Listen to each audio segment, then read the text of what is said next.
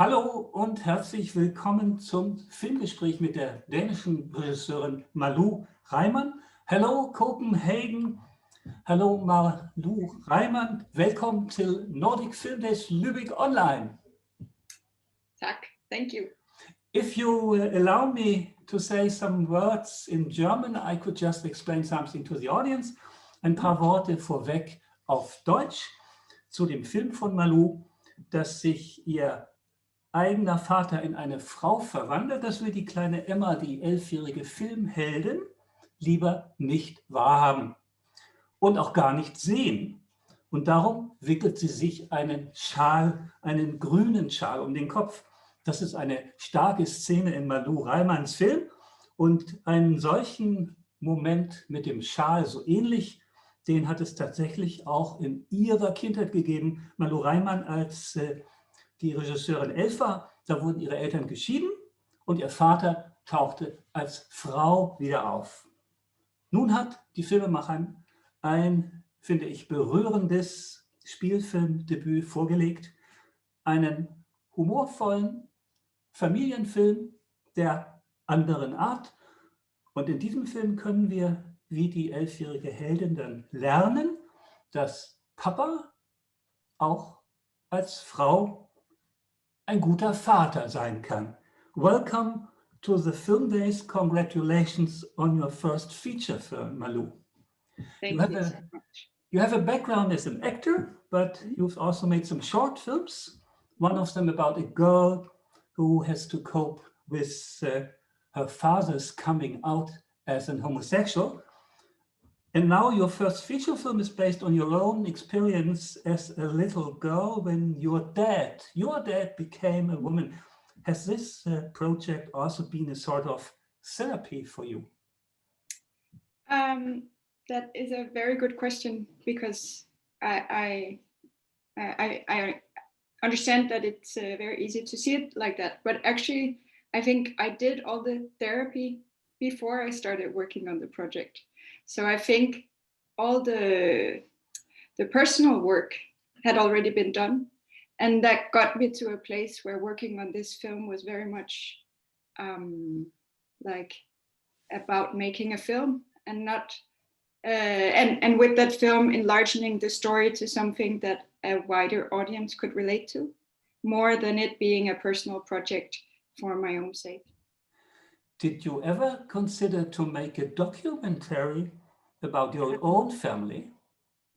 No, I didn't. And actually, I think that's exactly the point with this being a fiction film, that I was interested in telling a story using this material, obviously, and my personal experience.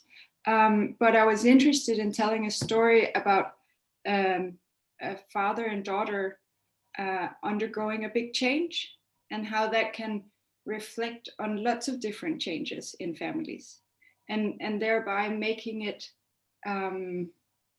not just a story about transition, but a story about a family that changes, which I think many more people can relate to than just specifically the change of transitioning from man to woman.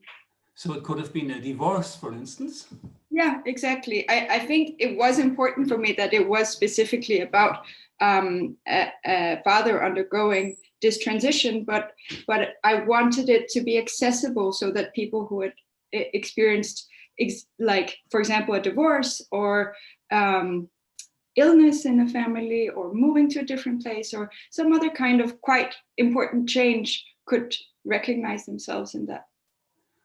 Let's talk about the screenplay and the choices you had to make. Most important, I guess, you wanted this to be a film about Emma and her sister, and not about the father in the first place. Mm-hmm. I think there had been some films already about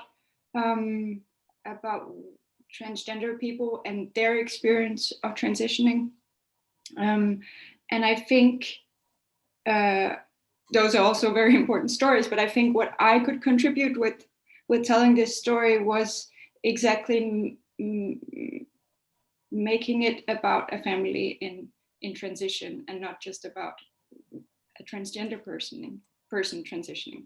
So I think putting the perspective with Emma and the sister also made that possible.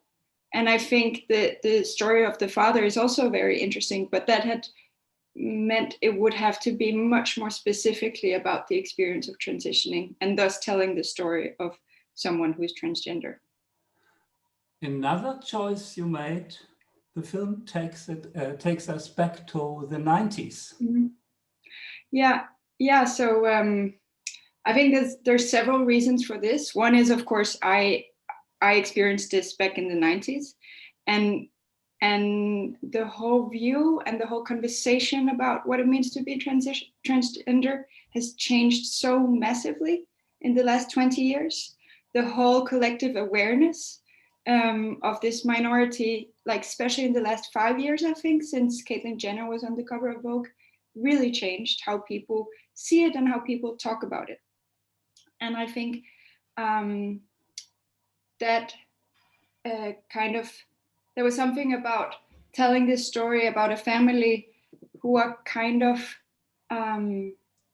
lonely in their process of dealing with it, that can't mirror anyone else going through the same experience and really have to find out by themselves how to deal with it. And for example, having family therapy where the therapist doesn't really know also how to deal with it, that it's really lonely to deal with it. There's something about that which talked for placing it in the 90s. And then the other thing that was important for me was to make a kind of lighthearted film, also about the difficulties, but that still had this kind of light comedic kind of tonality. And I think placing it in the 90s just gave us a lot of presence in that aspect. There was different colors on the walls. There was like pop music that was much more kind of upbeat and funny. And using some of those elements just gave the film a different kind of tone and texture that I really wanted to achieve. And now we must talk about football. We are seeing a football mad schoolgirl and her father playing football or watching football. Have you been into football yourself? A bit, but not at all to that extent as Emma is in the film. But I think that was one of those decisions which dramatically just made a lot of sense, because football as a sport is still so kind of gender stereotypical. Okay. So there was something about letting Emma and Thomas's common passion be football, which would mean that it would be difficult to find out how to stay within that arena once Thomas transitioned. Also for the father, like the Thomas who is later outed, like her own development, once she transitions, she's confused about who she is as a woman, and therefore she's also kind of denying her own interest in football, which is obviously very confusing for Emma, because that's really one of the things that are important for them. So I think it was this choice which is very kind of clear, and that tells a story that is kind of about something as complex as gender roles in a very simple way. Yeah.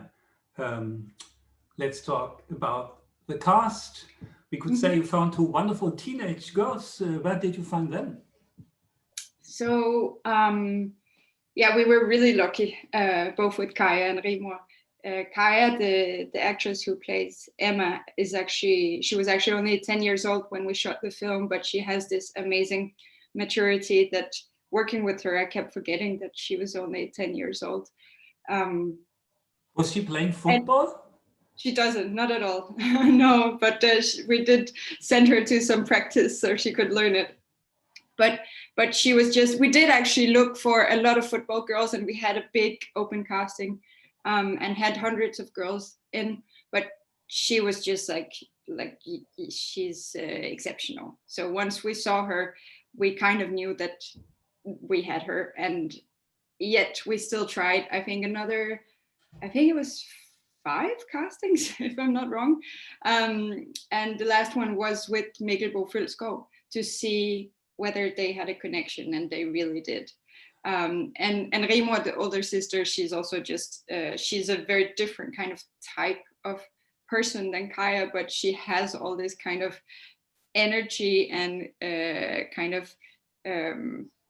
she's really funny, which also added a lot of character to the older sister.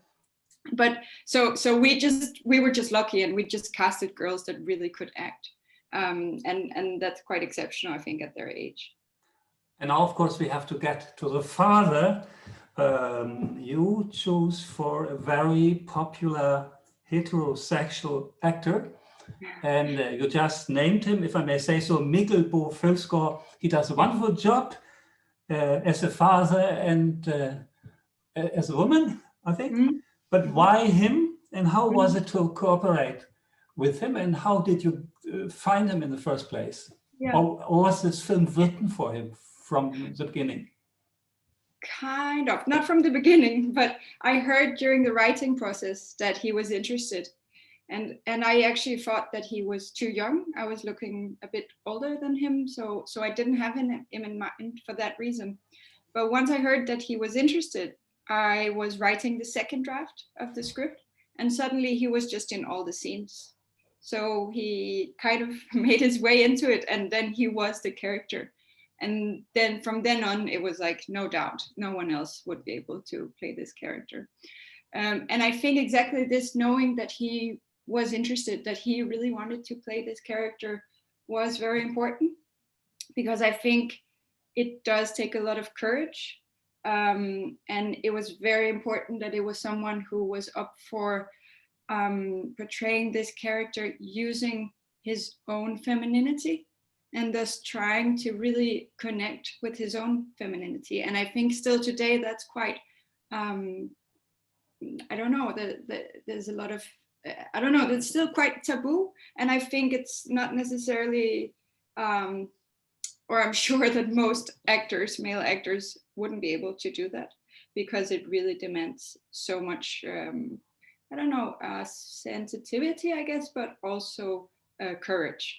And he really had that. So I think working with him was just brilliant. I really just, I was so impressed with him all the time. Both physically it was hard for him, because obviously, like, he needed to kind of wear a suit to have a different body, and to dress differently, and to wear nails like for the whole period of the shoot, also at home. And there was something like, it was more demanding than just playing another character, I think. And yet, I think what's interesting is that we kept talking about how it is just like any other character. This is just a human being, just like any other character he's played before. So there's no real difference. And I think that was interesting, because I think a lot of people talk about this, how can actors portray transgender characters without being transgender themselves?